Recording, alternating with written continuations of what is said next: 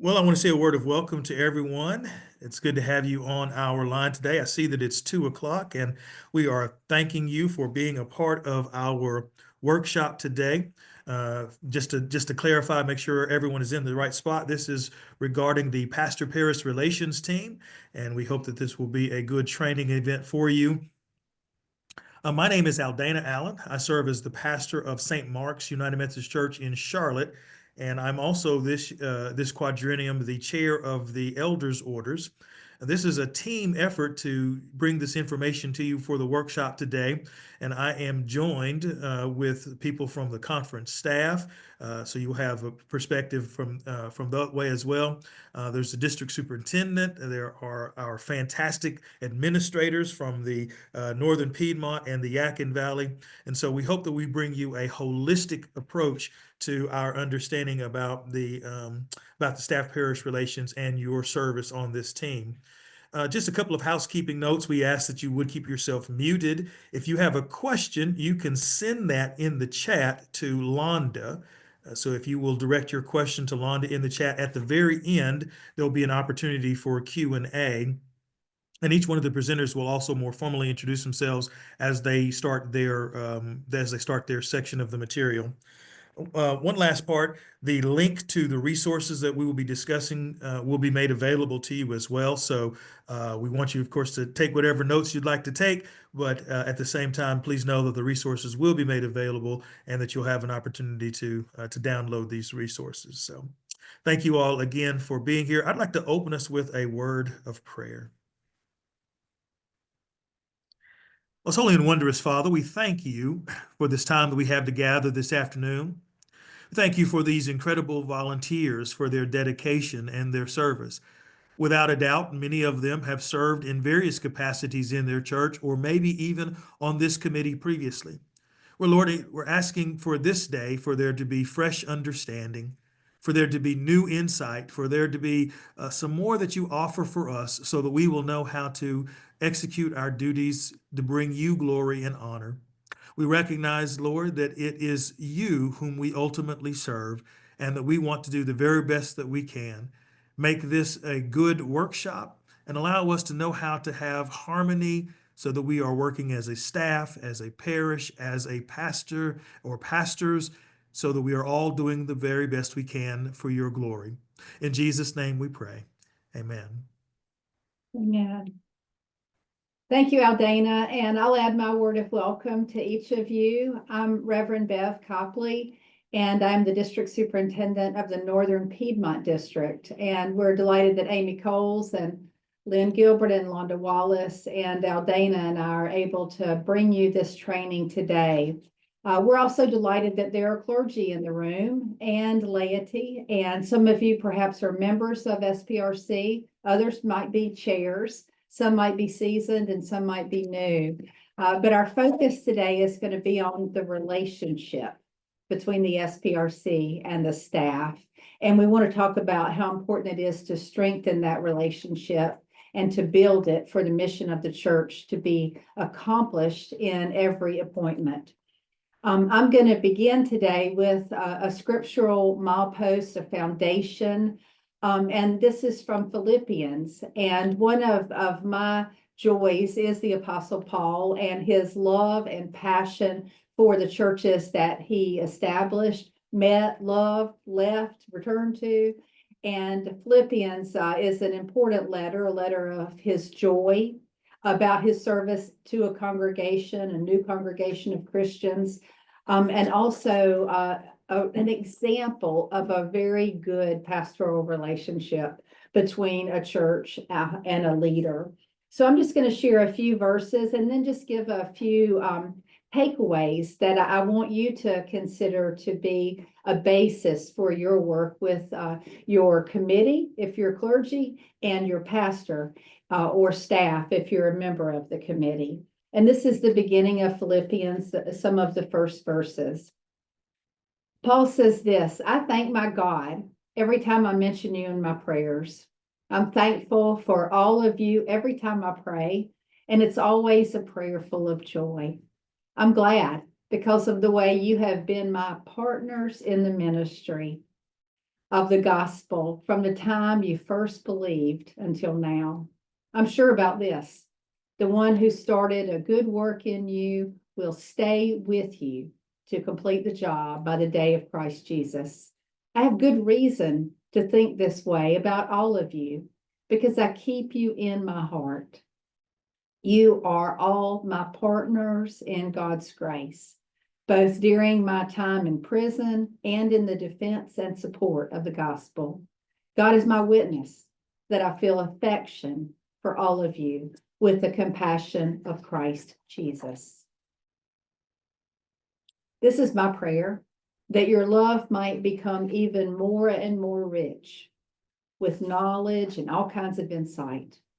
I pray this so that you will be able to decide what really matters.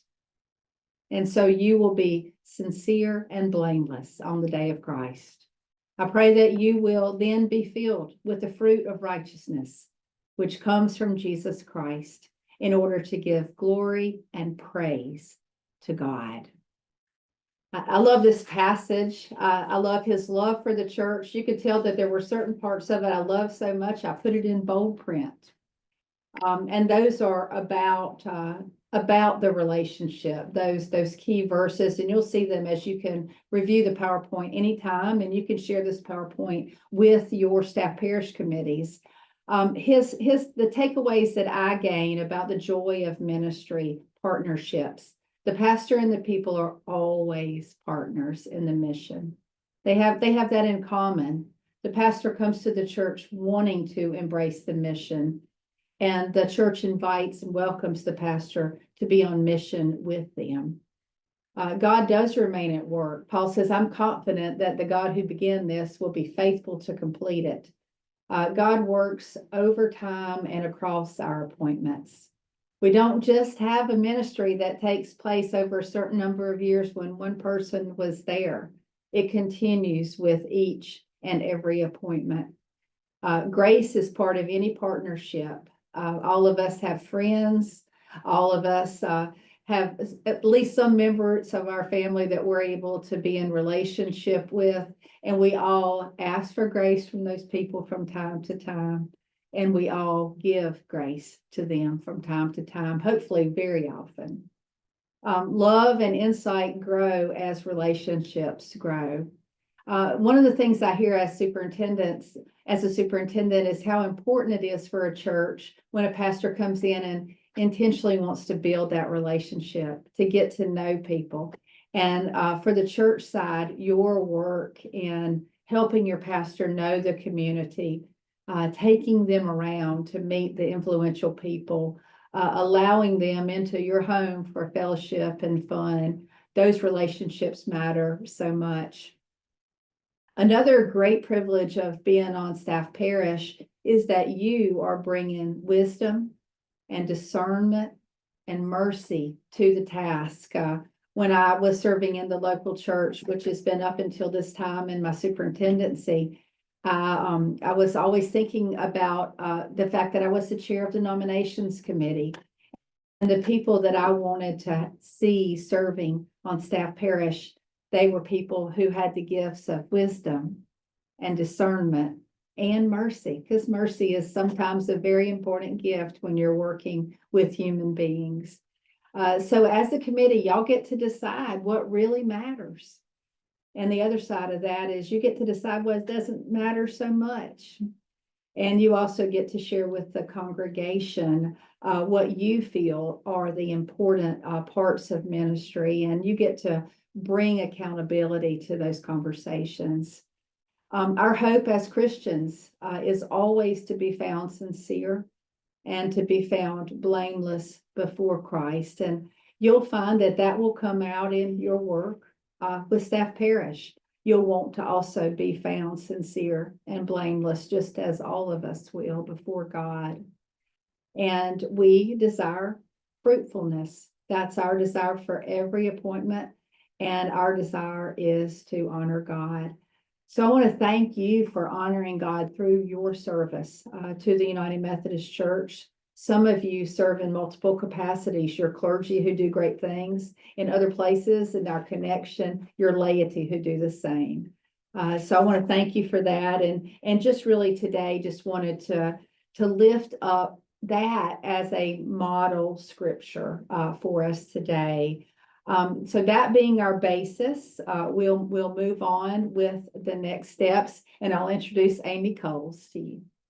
Good afternoon. I'm Amy Coles. I serve as Bishop Carter's assistant in the conference office, and it is great to be with Bev and Aldana and Lynn and Londa as we share in this together today. So what we want to move on to now that we have a wonderful scriptural foundation is you've said yes. You've said yes to either being on the pastor parish committee or being a chair. We do have some pastors and they're listening in on this, but what does that mean? And first and foremost, what I want to remind all of us is that as you have said yes to a request from the nominations committee, is that it is because you are a leader in your congregation. And as a leader in your congregation, you've been chosen because of your spiritual maturity.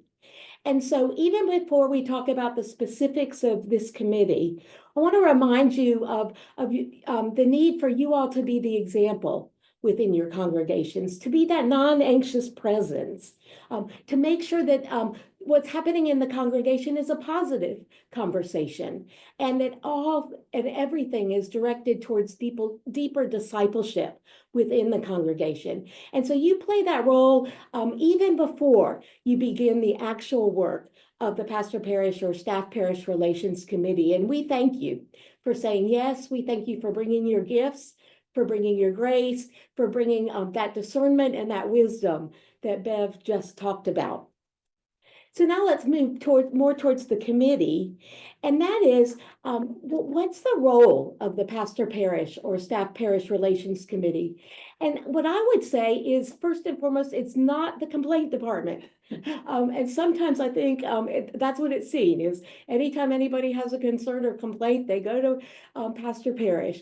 But really, what you want to be about is building a strong relationship among the pastors, the staff, and the congregation so that they're partners. We are all partners in effective disciple making. We're partners in sharing the love of Christ with those in our community and those in our world. And so the Pastor Parish Relations Committee is that group that works towards making that strong relationship or that relationship stronger. I had a call earlier last week, and somebody was saying that their pastor just wasn't connecting to their congregation. And so I asked this person who just happened to be on staff parish, well, what are you doing to help that? Because that's part of your role, that maybe you need to have some cottage meetings or some coffee with the pastor so that the pastor and the congregation can get to know each other better. But, building those relationships, having that solid foundation so you're working together is so, so important. You're also that group, you're the personnel committee in the congregation. So it means that you are responsible for the legal and the ethical matters with the pastor and if you have any staff.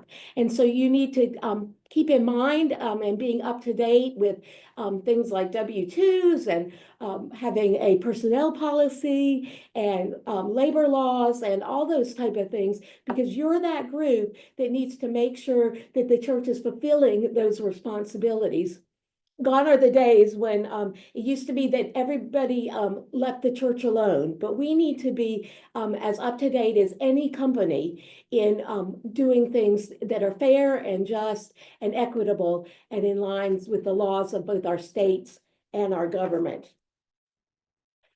Finally, one of the things that you want to do is you need to keep alert for those in the congregation in whom you see the gifts and grace for serving as clergy or as lay professionals. Sometimes we hear, where do you get your ministers that you're sending to us?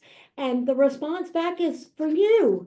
They come mostly from our congregations here in the Western North Carolina Conference.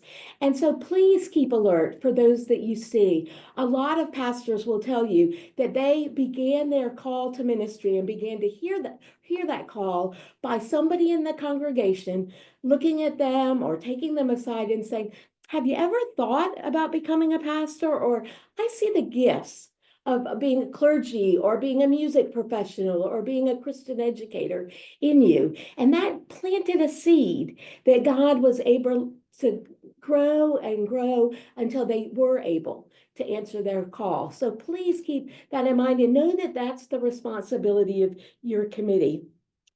The goal is always to use your wisdom, to use your discernment, to use your mercy to make the church a better place. And always remember that our faith is built on grace. And that means we can mess up and we can ask for forgiveness and we can have another chance. And so I think that's very important to remember that we are built on grace. We are not perfect. We are given that faith through the love and acceptance of Jesus Christ. And so we want to perform in that way as you serve on this committee. Now, as we look into our discipline about some of the specifics of the committee, let me invite you to get a new discipline. It's just out. It's the discipline for 2020-24 and was just published in January. So it is brand new. And paragraph 258.2 is the pastor parish or the staff parish's go-to paragraph.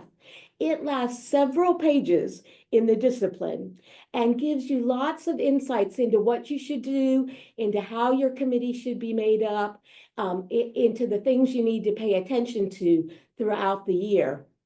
And one of the things you'll notice as you read through that paragraph are verbs such as encourage and strengthen, nurture, support, respect. All of those ways that God is calling you to interact with your staff and with your pastor in order that the staff and the pastor may become the best leader that they can for your church. If somebody asked me what the importance of this committee is, it's that. It's that your role is to help the pastor and the staff become the best leaders, the best disciples that they can be to help lead your church where God would want you to go. And so these verbs are important because they speak of the positive nature in which we're called to do that by supporting and encouraging and nurturing. It's not that committee where every time you meet together, you just, list the things that the pastor or the staff are doing wrong, but rather you build them up and you help them to be the people and the leaders that God is calling them to be.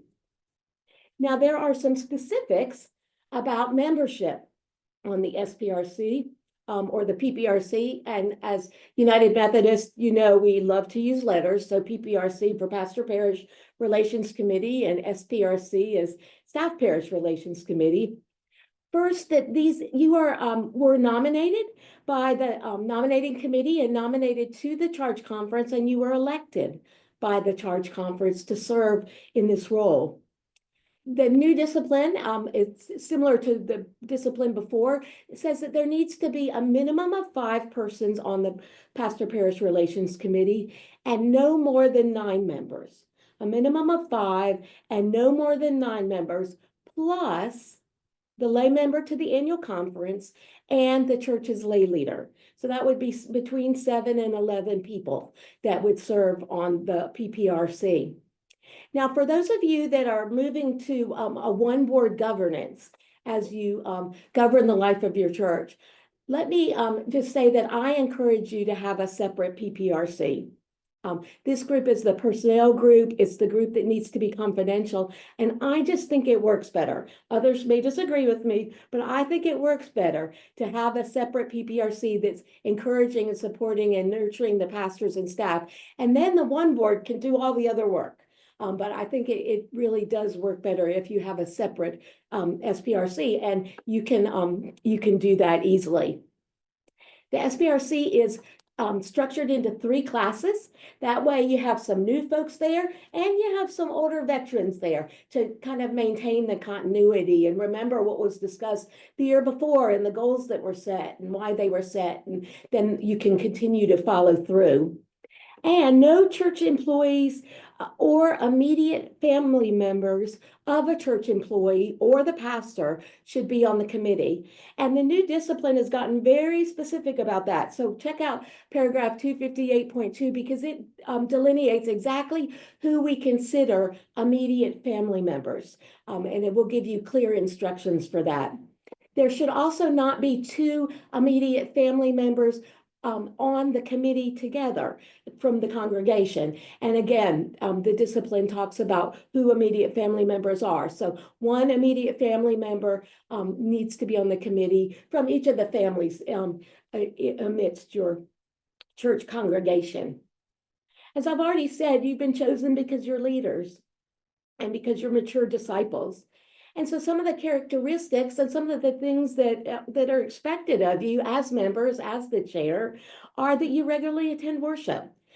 You can encourage and support the pastor if you're not there. So please come and please participate in worship and listen and be willing to share with the pastor the good things that are happening. That you support and promote missions, that you participate in a Bible study, because all of us need to be growing in our knowledge and love of Jesus Christ and our love of each other. That you give generously so that the work of the church can be continued. And this is probably the most important one, although all those others were important, but that you maintain confidentiality. Again, this is the personnel committee of the local church. And what happens in that committee needs to stay in that committee.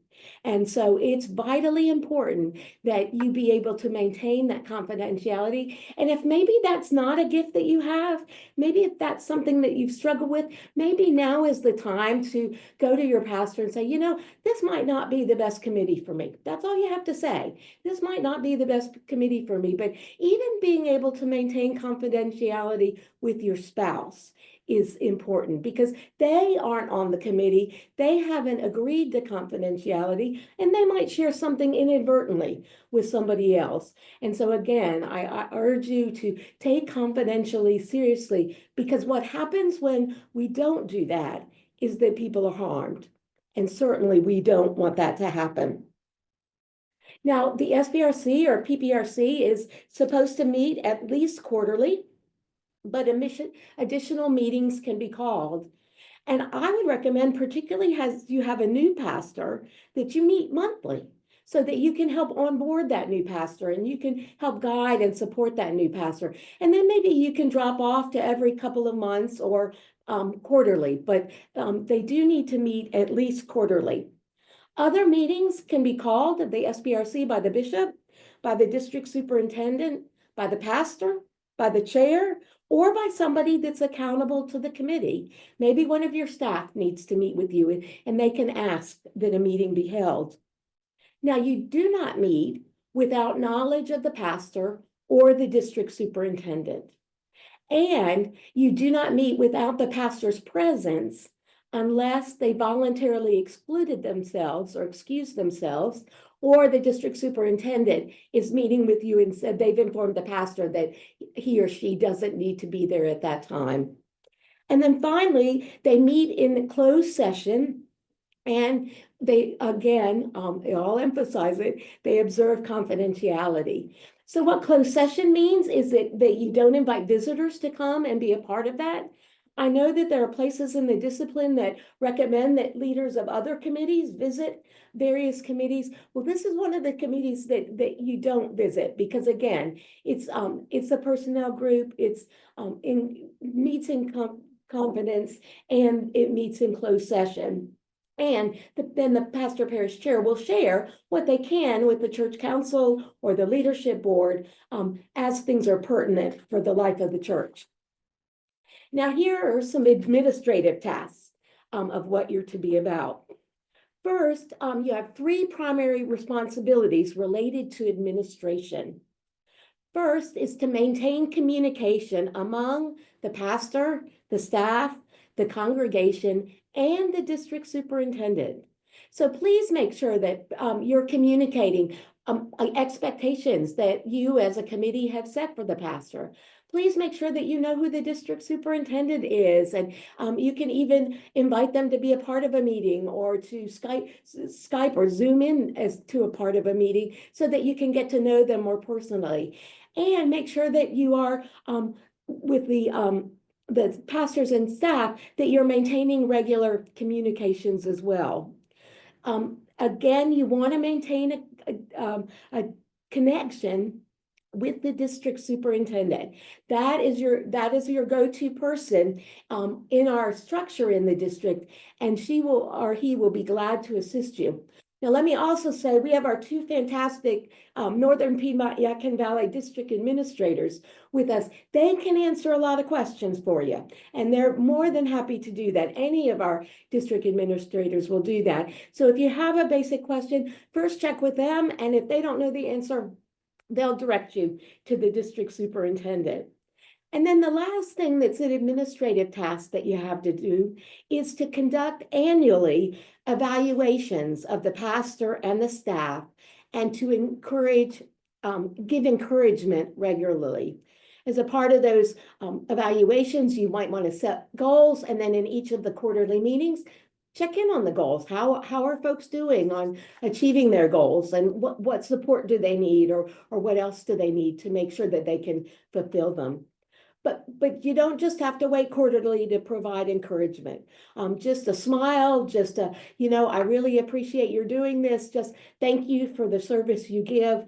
That just goes a long way to helping all of us have the energy and the dedication and the desire to continue to serve with the congregation in ministry. So now I'm going to turn it over to Aldana again as he shares more about the role of the committee. Certainly. So I want to talk a little bit about conducting a good meeting, organizing your meeting, and then I'll go into some timeline materials. Some of it will overlap with what Amy was just saying. And so again, this is a way of helping to just reinforce the material we want to make sure that you have. So anyway, we want to we always encourage, and it was modeled for you by Bev already, of preparation. Having an agenda in mind, already having a set goal that you would like to have obtained out of the meeting. And so that's early preparation on the part of the chair or the designee. And then as the meeting itself begins, a devotional. This is not just a nice little throwaway kind of moment. We are people of faith. And we are saying, we're asking, we're believing that God is going to empower us. And so we open ourselves up and we say, Spirit, be in our meeting. The same way that the Spirit is flowing in our worship service, the same way it's flowing throughout the music and the preached word, we're asking that the Spirit would give us wisdom in our decision making. And especially during times whenever there are some particularly difficult decisions to be made. And so there's the scripture that we learned from Vacation Bible School when we were young, to lean not on our own understanding. So in any case, so certainly we want to start with a sense of devotion and a sense of prayer. You want to really begin that way. It's also important to have a yearly review of paragraph 258.2. I know this is going to come quite as a shock to you, because the people on this call certainly understand the Book of Discipline as an incredible page turner. But maybe some people on your team have not invested themselves more fully into all aspects of the Book of Discipline. And so you want to highlight for your team and be able to make sure that they understand what we mean by all of these particular connections in the work of the SPRC. And so highlight each year paragraph 258.2. Of course, you want to elect some other officers. So you'd have a vice chair and another specific designee if there's work that the chair is unavailable to do. And then a secretary, someone who will be willing to take some good, clear notes and archive the conversations. You want to have that documentation. Again, this is crucially matter when it comes to the time of filling out some of the forms, but it's always a good practice whenever you meet to be able to have some note taking. There was a question that I had even in our own church with the use of more technology. And as you have already been alerted whenever you came on, that there was an AI note taker that's in place now. I personally don't have a problem with that. But I still think it would be, of course, a good idea to have a designated person to be the one who is responsible for note gathering. Of course, you want to start meetings promptly begin on time, and then have a maximum of 90 minutes. People are coming from other forms of employment, or if they're retired, they still have other things that they were doing. So much is going on in life, and we all recognize that our time is precious and our time is vital. And so, if you have to extend the time, again, make sure that was clear in the agenda. If you say, I think that this is going to take us a little bit longer. So there was some consent to that even going in. But otherwise, try your best to hold it to an hour and a half. And if you're meeting frequently enough, you should be able to get that type of work done. You also want to include some time for some other learning and some other education. Again, there's a lot that goes into this, and so maybe you want to take a moment to go back over some of the elements of the PowerPoint presentation. And at your gathering, you can lift up the devotional that was done or some of the other items that were listed, and again, take some time to make sure you're educating your team as you're going. During the gatherings, you of course want to have an opportunity for the pastor and staff to share reports. There have been questions again about how detailed these have to be. Those really come down to your individual pastor or pastors and staff. Um, I think I would personally think that a general accounting of some people that may have been visited or things of that nature. Certainly, I don't go into a lot of names whenever I give my report, unless maybe I'm giving some type of praise report, but I want to protect people's confidentiality. And if they haven't already shared it with the congregation themselves, I don't want to be the point that is sharing it even amongst another confidential group. And so, but you would want to take time to hear reports from the pastor and the staff. Review any decisions or any recommendations. Those are going to be important elements that you'll be doing during your meeting. And again, the nomenclature may change a little bit from church to church. Amy was already mentioning uh, single board governance and still advocating for having an SPRC structure. I know that at St. Mark's, we actually use the term human resources. That's how we have re-identified our SPRC due to the fact that we also have staff at our child development center, and so we use a more secular type of language. But the important matter is that whatever you call it or however it's named, that we want to make sure that we're reviewing the decisions and recommendations for the pastor and for all the staff for anything that needs to take place. This is that group.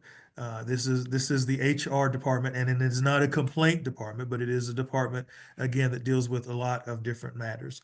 And then conclude with any other action items that need to take place going forward. Make sure that those are specified and assigned, and so that people can be working in the interim between meetings. And then regarding some timeline kind of information, you certainly want to hold an orientation and an onboarding. This is crucial for new people that are coming in and have an atmosphere of welcome. This committee, rightly or wrongly, is one that word gets around.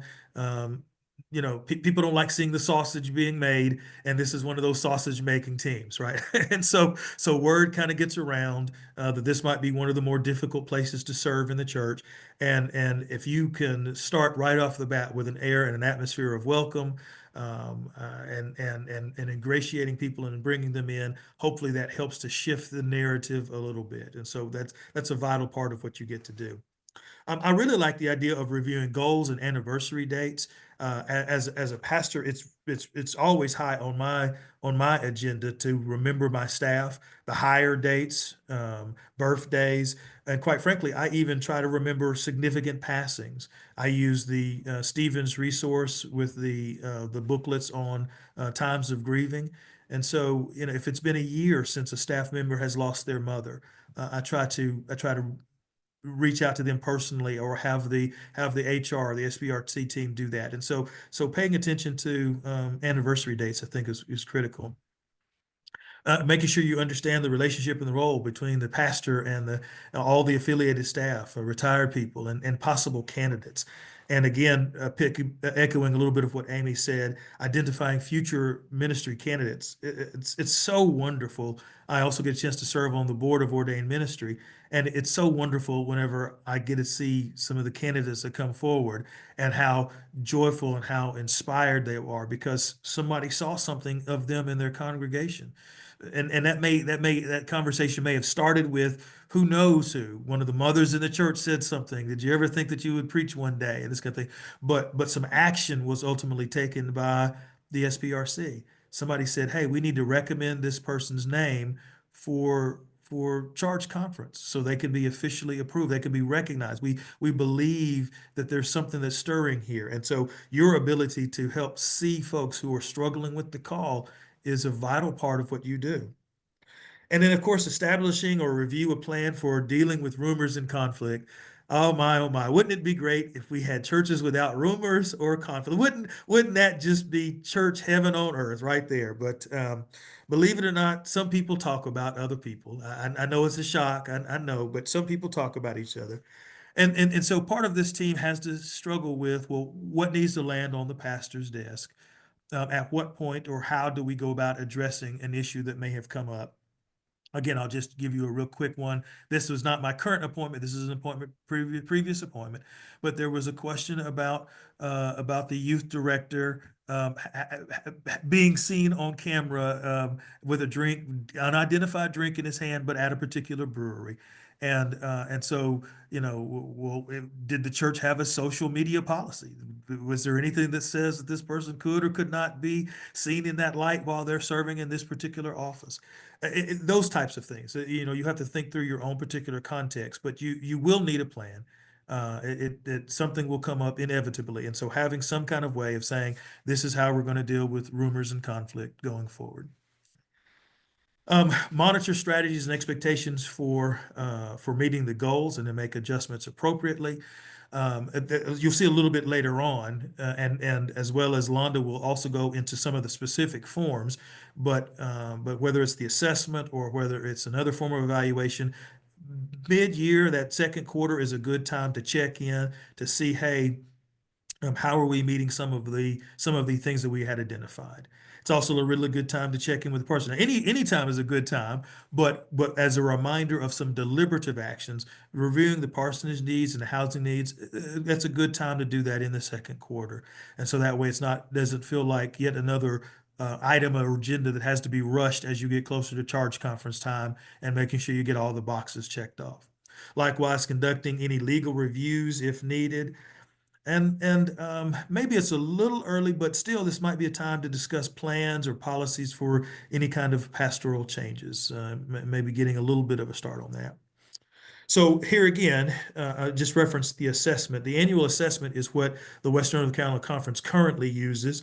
I believe, if I'm not mistaken, it's on hold, and I don't know a specific date that is going to be brought back into play, but it's what we've used for the last couple of years as it's not an evaluation metric. I know Dr. Penny. Dr. Penny is a member at St. Mark's, and so he would not like it referenced that way. But the assessment is what we have used for the last couple of years, and if we employ that again this coming year, then you're going to want to have a conversation with your pastor and your staff in July through September, somewhere in there. Do we have written job descriptions, and are we filling those with the appropriate staff, or are we understaffed in some places? Are your employees properly designated? Who are the ones that are tax exempt? Who are the ones that are contract employees? All of those kind of things will again flow through HR, flow through the staff parish relations. Review of salary packages and benefits. This is a good time to go ahead and start thinking about places where we can say we've seen some improvement, or we've seen some outstanding work. And so what would raises look like? Or if we're faced with a recession and there's some difficulties and we need to pull back, what does that look like? This is the time when we start, thinking along those lines. Reviewing the safe sanctuary and other personnel policies. Again, there's some overlap here. Several churches have a distinct safe sanctuary group. Maybe it's an offshoot of the youth or the children or something like that. But if that does not exist, then that falls within the purview of the SPRC. Establishing and reviewing continuing education and leadership development plans. I like to think that I do pretty well, but I'm always needing some more growth as well. And so having some people that come alongside and who say, Pastor, that was a dynamic sermon, or we really like what you've done here, but you've still got a growing edge here in this space. And to be able to say that to me lovingly, and to be able to say that from a space of hey, we believe that you can continue to excel, and so give a little attention to this. So what are the plans for leadership development? And then monitor strategies and meet expectations, again, to make those adjustments.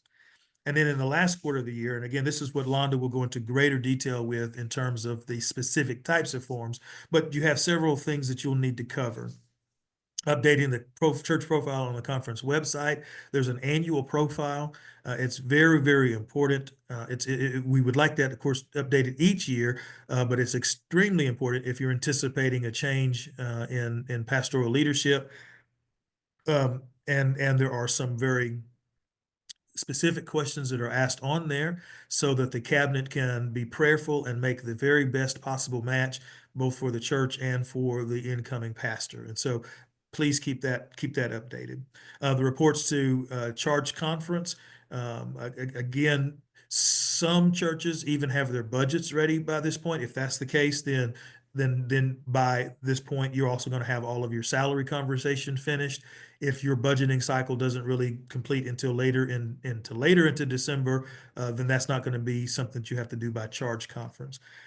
Completion of any other unfinished business, anything else that was lingering, something that really could give attention to this year and not have to be pushed into the next year or into a new administration, not something to put onto the lap of the incoming new chair or new team. And then make a date to complete the move advisory form. That form comes in two formats. There's one that comes to the pastor, and there's one that comes to the SPRC. And so, many times those forms are in alignment. The pastor has stated what they believe are the highlights of the ministry and the things that are going well, or and make some statement about wanting to stay or move. And then likewise, the SPRC has an opportunity to make that same statement. There's a place on that form where you have to indicate that the pastor is aware of our selection, or the pastor agrees with the statements that are herein. And so here I want to go back and again add a little bit more stress to what Amy had mentioned, that you cannot do these things in secret. It's just outside of our system. The pastor or pastors can choose to voluntarily recuse themselves so that you can have any other type of open conversation that you feel like you need to have. But you just cannot have secret meetings to fill out these particular forms and then send them off to the district superintendent. That's completely out of order. And then, of course, you plan any consultation with the district superintendent's office if you are requesting a move. So hopefully that gives you an overview of the timeline of events, and Londa will come now and share with you some of the specific policies. Good afternoon, everyone. I'm Londa Wallace. I serve as the district administrator along with Lynn Gilbert for the Northern Piedmont District and the Yadkin Valley District. I'm glad to be with you, and I'm glad that each of you are here this afternoon. You've received a lot of information, and there'll be more, but always know that you can reach out to your district office and your district superintendent regarding questions. Aldana spoke with you about the church profile. It is on your church dashboard. It is the responsibility of the PPR chairperson to complete the church profile annually. There's only one login for the church dashboard. It's shared oftentimes by the treasurer, finance chair, and the PPR chair. It's one login, one username, one password. So it's important that it's not changed. If you don't have it, check with one of the other officers, those officers to obtain that. Our district office can change it, but we'd like to make sure you all check with each other first because it is only one per church.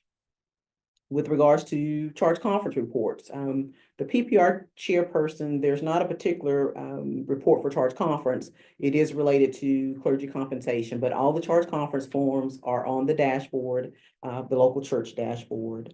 Clergy compensation, the pastor parish relations committee makes an annual recommendation to the church council regarding compensation for the pastor. Aldana spoke about the clergy assessment. The conference office will direct the district office with regards to assessment for the clergy. We have had a question, who initiates evaluations?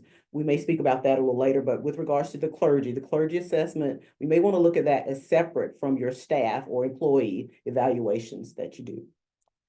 Safe sanctuary policy in 1996, the General Conference mandated that the local churches have safe sanctuary policies. Every church must have one. It's important that you have a team to do that work. Your safe sanctuary policy must be uploaded to the church dashboard as part of your your charge conference report. Please make note of our conference website, wncumc.org/safe sanctuaries, and it will give you all the detailed information with regards to that. Employee handbook. Does your church have one? It's important that you do, related to matters of your local church.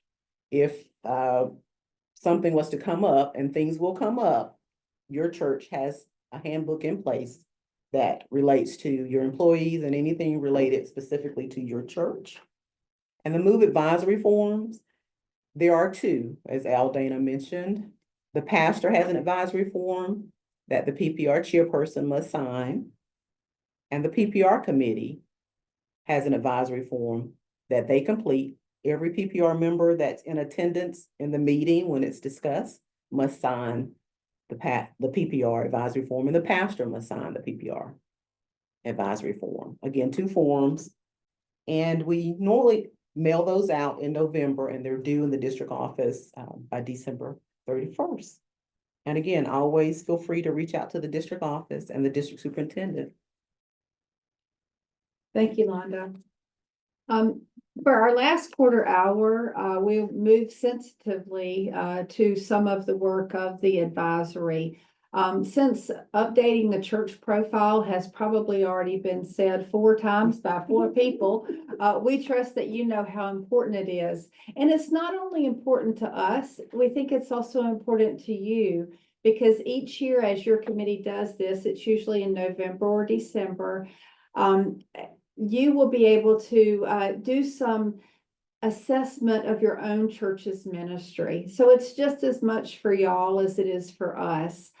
As we start to talk about consultation, I'll say a few more words in a minute about how consultation is always happening.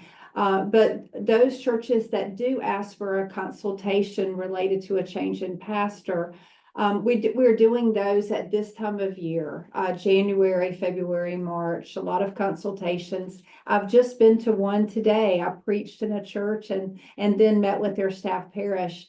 This is an expected move with a minister retiring. But in that time, I learned just as much from being in worship with them and preaching and just getting to know them again. I hadn't been over there in several months.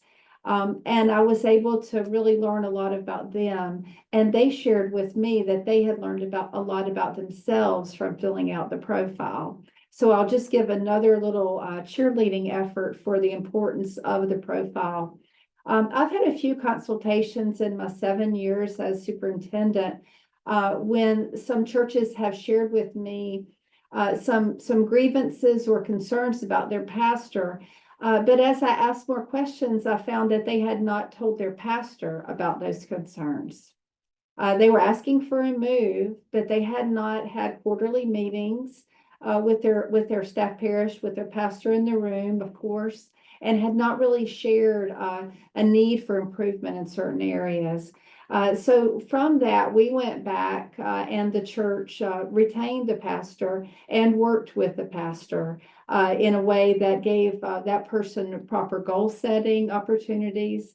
And some of our young clergy, they truly need that. So I want you to know how important your mentorship as a mature Christian is for them. We'll move on to the next slide, where consultation is always happening.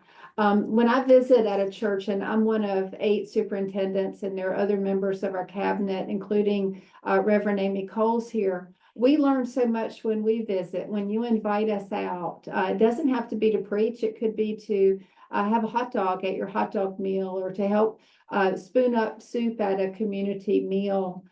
We learn so much about your church. I learn about what kind of pastor might really suit you, and usually that meshes with what you are asking for. So it's an important validation, but it's also an important way for us to say, we wonder if this type of minister might actually be an answer to your prayers after all, even if it wouldn't have been the first person that came to your mind. We look at your annual reporting, your statistical reports.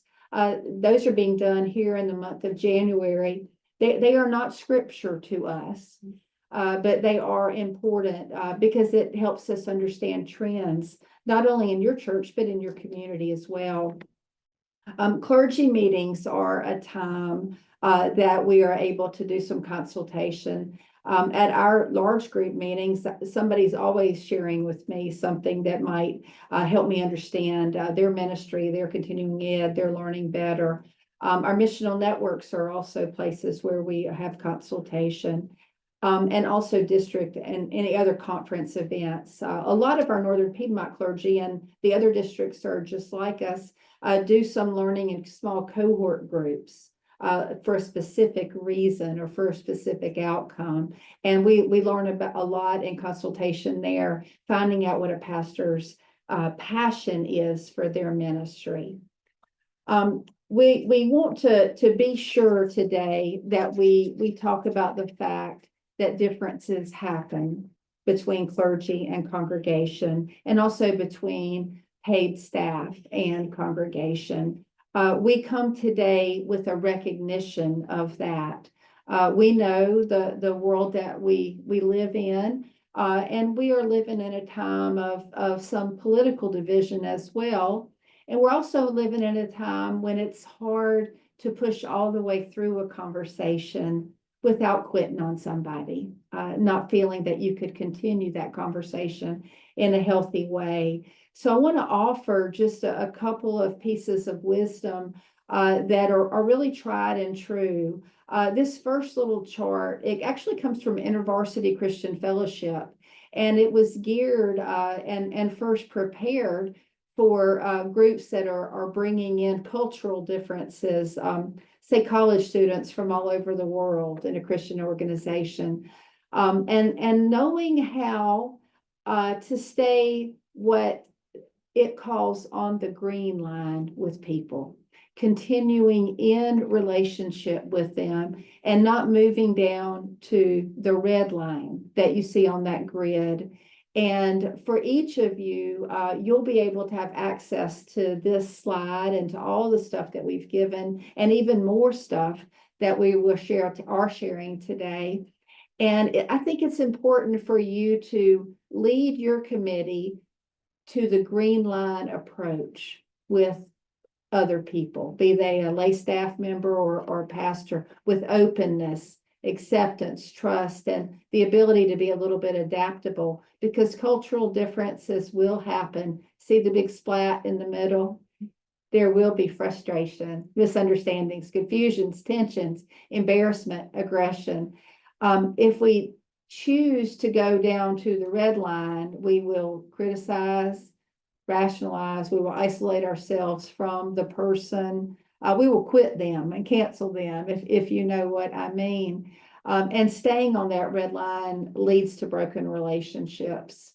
When we get into that splat of dissonance, which we will, and we do, and you do, and we all have, and we're all prey to it because we're human beings.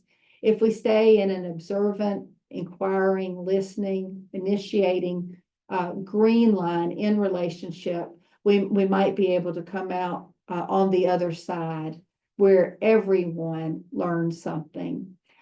So this is not us saying that dissonance never happens. We're saying it does happen, but how we deal with it as a mature committee and a mature clergy and mature lay staff is just really, really important. Our last big slide today, as we go to finish the hour, is how to approach those differences. How do we come into that and stay in the green line? We do ask, and I consistently ask in my role, for any complaints to be put into writing. It's very important that they're put into writing and that they state facts. One of the things that I often hear is people are saying, the sentences that begin with people are saying, sometimes that means me and somebody I had lunch with are saying. And so being able to very much objectively share, as a wise, discerning, and merciful staff parish member, you'll want to ask, can you share specifically where your concern lies so we can help? Complaints also need to be signed. I do not receive complaints that are not signed. I simply throw them away. A person who has a real concern will usually share what that is specifically. I always ask, and you should ask, if a complaint comes to your desk or even to your pew as you're worshiping or in a Bible study in your chair. Ask, have you talked to Pastor Jim yet about this? And sometimes they'll say, oh, I don't want to talk to him. Yes, that would be important, that you would lead that person back to ask the pastor, because maybe it was a misunderstanding and everyone can get back to the green line. I do copy pastors in my responses to a complaint. And when complaints come into our office, if you would like to lodge it, it is best to just include your pastor in the email. Just share, I'm reaching out because we've come to a problem and we're at an impasse and we really want to solve it well. Can you help us? I use the guide in Matthew chapter 18 on how to solve problems when there's conflict. Biblically, you can talk to the person. If that doesn't work, you can go with one or two others. And then you take it to the church. It doesn't begin at the church. It begins in a one-to-one possible resolution of the conflict. And that doesn't always have to be the chair. Sometimes it can be a person the chair designates who may be a part of the ministry area where a person serves closely. There are mature, merciful and discerning members throughout the committee. Every hard thing doesn't have to fall on the chair. And lastly, well, there are some folks in congregations who complain as a way to slow down the mission, as a way to we're moving too fast, and I think this pastor is taking us too fast. And that does become a place where complaints originate, but really it's just grief about change, as opposed to something that the pastor herself or himself has done. And some pastors complain about their churches because that gives them a chance to avoid a difficult task. So I want you to know that on the supervision side for our clergy, all of us superintendents are urging the pastors to attend to the mission and not to delay or avoid the things that would keep a church from growing. We want to keep the church mission moving. So it is important to listen real hard for the motivation behind the complaint. Some of it could be a person who's just fearing change, and I don't like change myself, so I understand it. But it could also be a person who's trying to slow something down to keep the future from coming, which might be God's preferred future for the church. So we don't want one person's fear of that. And that's where committee members really have to talk with each other.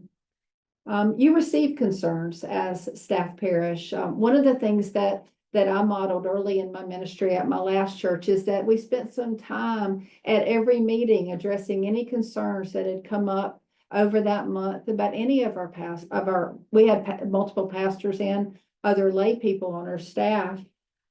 We faithfully dealt with it at every meeting, but we also decided that not every concern needed to be acted upon. And sometimes our chair would say something like, yes, I want to address a complaint. And she might state it. And there are some people in the room that might find that something that doesn't really require one more minute of the committee's conversation. And she would look at the group, so we've heard this and we've addressed it, right? And so we've moved on. But it's important that congregation members know that if they have something that needs to be addressed, that you will you will receive it and you will act on it if you feel it's necessary. It doesn't necessarily mean a mandate for a change. So that's kind of where we are. We're close to the hour now. The big picture of this is just the mission. Stay focused on it, because I do believe that we have a confuser. We have a diabolos who would get us off task, who would keep us from putting missions first, who would keep us from being in good relationship with each other, who would try to divide us into dissonance and redlining with each other. We don't want to let that power win in the church. We want to be sure that the devil doesn't get that due, and that we are doing godly things and having great conversations with each other.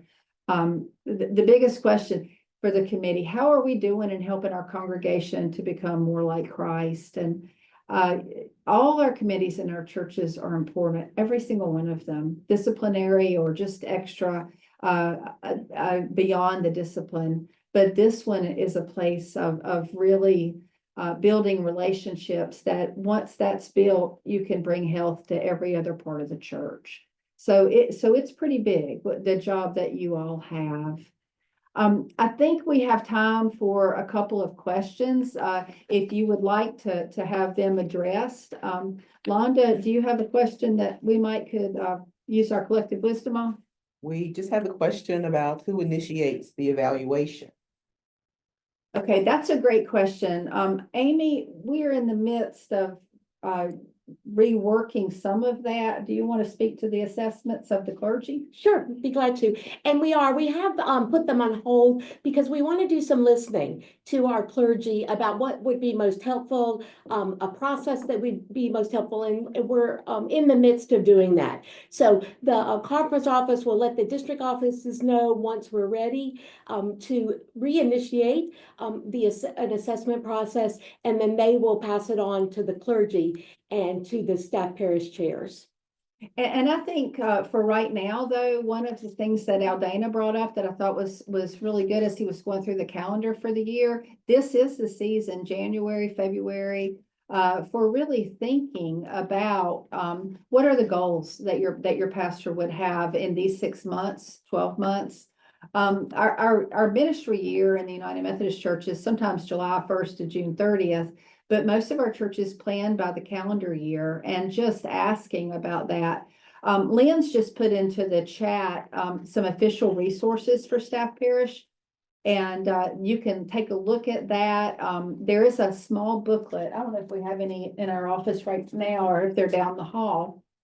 You can get a booklet that will help you, and some of the questions for goal setting that might be helpful are in there as well. Oh, and we're evangelizing our new discipline, being on Kindle, so you can remember that. Okay, this is a good question from Andrea. Can you recommend a template for an employee handbook? We do have one, and I don't know if did we send it in that package today? Okay. We do have one that we think is a good sample. It might be it might be more detailed than you need, but we tried to find one of the ones that was the most detailed to share, so that if you did have a concern, it was covered in there. One of the churches who helped us, they said, we've learned this because anytime something comes up, we procedurally take a look at it and see if it needs to be in our handbook. And that's one of the ways that handbooks are formed. And sometimes they're revised over time. I think about the handbooks that were around when I was starting ministry. They're really different now because now we have social media. I mean, and so there are other policies that you might want to take a look at as well as we've become more technological. People work at home more. What are some of the practices there that are best for ministry? Other questions? We do not have any in the chat at this time. Okay. There's one. Oh, we just received one. Can you expand on the comment assessment? UMC is not an assessment tool. Oh, I think Aldana had said that. Yeah, and I'll say what we see and saw in Assess UMC was that, and it really did, it was forward looking, which so you weren't assessing what the pastor had done in the past, but you were looking forward at what the church needed and the leadership that you needed from the pastor. It does, as a part of it, share with the pastor the things that they're strong in and the things that they maybe need some growth in. And so I think it played both parts. To be both an assessment, but also a forward-looking goal-setting kind of tool that it worked in order to allow the pastor to plan some goals and make a leadership plan for their leadership in the next year. So again, we'll get back to you more about that later. And I would also say that the Assess UMC material is also really nice for a new appointment in the goal setting. And I wonder if Aldana wasn't trying to get to the heart of that, more of focus on what would be most helpful if you did do and this this year that's before us now. And so the goal setting part is really, really helpful. Right, and I'll add the expectations of the church. Mhm. You know, every pastor comes into a new setting and needs to know what the church expects from the pastor, and then needs to have a discussion about what they need to do to be a good pastor. So that was one of the things was helpful with as well. And I'll give an example of expectations. I moved from a large church in Charlotte to a smaller town church in the town of Landis, North Carolina, and I was living in Charlotte in an office environment. I was there every day, and I really thought I was supposed to be at the office all the time. And they said to me, "Don't be at the office all the time. You know, get out in the community, volunteer in the schools, come see us. You know, you don't have to hold yourself up in the office." And I was like, "Oh gosh, I'm glad you told me that." Because I would probably have been in the office mostly during the day when I wasn't out visiting. So I think that time at the beginning to do that is really important. Are you taking into consideration small churches versus larger congregations in the light of the assessing? I think both small churches and larger churches need to do the goal setting together.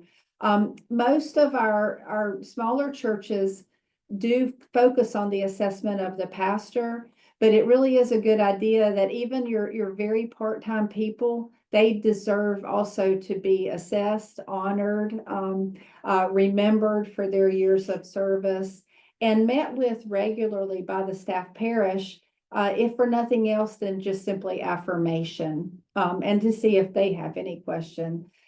So I think the Assess UMC tool, it would be only for your clergy, but the goal setting and the evaluation is important for all size churches. I hope that helped, Brenda. We can talk offline too. You're in my district. I'll be glad to share more. Any other questions?